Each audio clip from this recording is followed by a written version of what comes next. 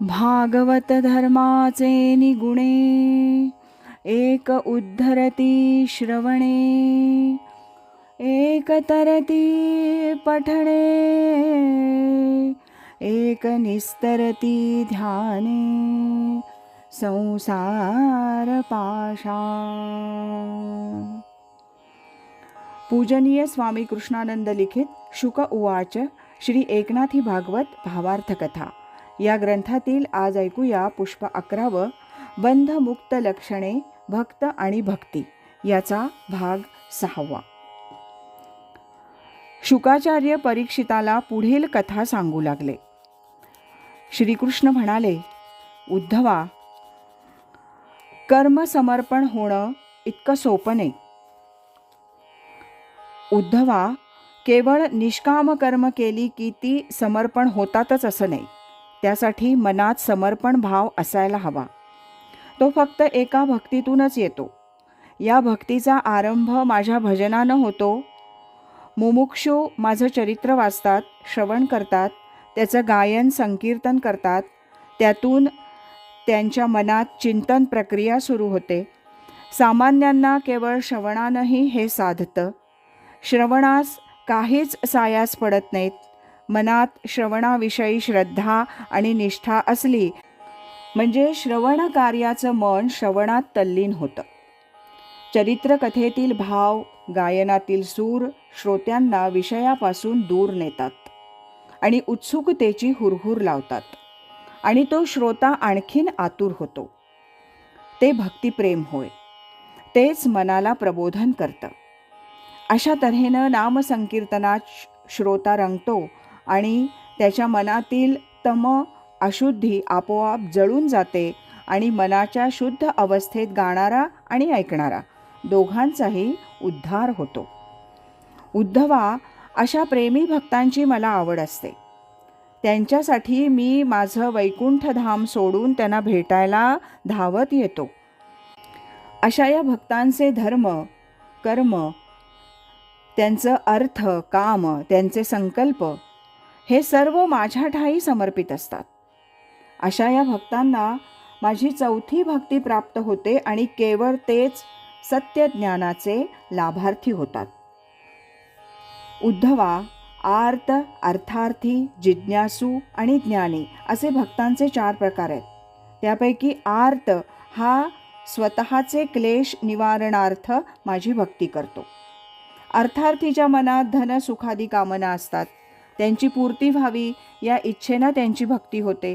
आणि जो जिज्ञासू असतो तो बुद्धीच्या स्तरावर माझं स्वरूप समजून घेत असतो. परंतु हा प्रेमी भक्त संकल्पशून्य अवस्थेत निरपेक्षतेनं, अनन्य भावानं मला भजतो. त्याच्याकडून होणारी सर्व कर्मधर्म हे फक्त माझ्यासाठीच असतात. त्यात त्याची स्वतःची कामना काहीच नसते. इच्छा एकच, ती म्हणजे माझी भक्ती. उद्धवा, हाच माझा खरा लाडका भक्त होतो. त्यालाच मी ज्ञानी भक्त म्हणतो. मग देवा, अशी भक्ती प्राप्त व्हावी यासाठी साधकानं काय करावं? उद्धवानं प्रश्न केला.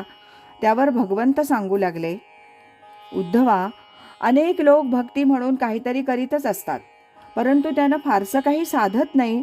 म्हणून साधकानं संतांचेच पाय धरावेत. संत संग हाच मनाचं परिवर्तन घडवणारा एकमेव उपाय आहे. संत साधू हेच गुरु असतात. गुरुसंग, गुरुबोध, गुरुवचन हीच साधकानं साधन नौका करायला हवी. संसार सागरातून तरून जाण्यासाठी गुरु हेच तारू आहेत. जो अशा गुरुशी एकरूप झाला त्याच्याच हृदयात मी नित्य वास करतो. त्याचा योगक्षेम मीच पाहतो आणि त्याचा पैलतीरही मीच होतो. म्हणून संत सेवा हीच माझी खरी सेवा आहे. माझ्या करीत असलेल्या पूजा स्तवनापेक्षा तीच मला जास्त आवडते. कारण संत वा गुरु ह्या माझ्या चालत्या बोलत्या प्रतिमा आहेत, माझीच ती रूप आहेत. भगवंताचे हे भावपूर्ण बोल ऐकताना उद्धव भारावला होता. स्वतः श्रीकृष्ण पण भावपूर्ण झाले होते.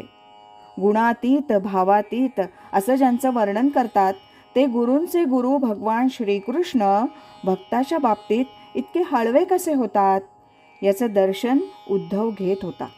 तो मनोमन सुखावला तरी पण जिज्ञासू भूमिकेतून तो म्हणाला, देवा, तुला माझं सहस्त्र वंदन आहे.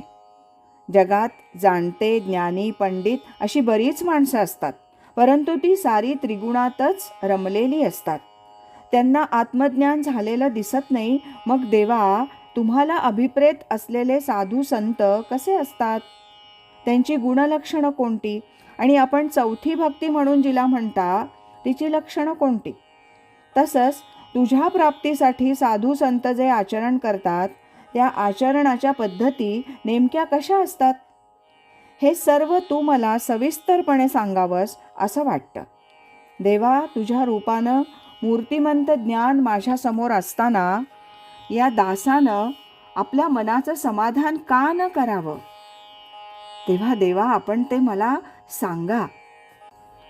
शुकाचार्य म्हणाले, परीक्षिता, पाहिलंस, भक्त भगवंताचं नातं असं असतं. उद्धवानं विचारावं आणि श्रीकृष्णानं सांगावं. हे समीकरण आता ठरून गेलं होतं. श्रीकृष्ण आणि उद्धव ह्यांचं जणू गाय वासराचं नातं झालं होतं. गायीच्या कासेला वासरू लागलं की गाय खळकन पान्हा सोडते. तो पान्हा सोडताना गायीला जितका आनंद तितकाच वासराला अमृतपान करताना होत असतो आणि यातून घरातील सानथोरांना दूध मिळतं. त्याप्रमाणे श्रीकृष्ण उद्धव संवादातून सकळ जनांना हे गुह्य ज्ञान कळालं. आज एवढंच. यानंतरचा 7वा भाग आपण उद्या ऐकूया. नमो व्यासमूर्ते, नमो शुकदेवा, दिला मुमुक्षुसी त्वा अक्षय ठेवा. कथा भावरूपे घडली आहाते, करी समर्पित गुरुचरणाते. हरि ओम तत्सत.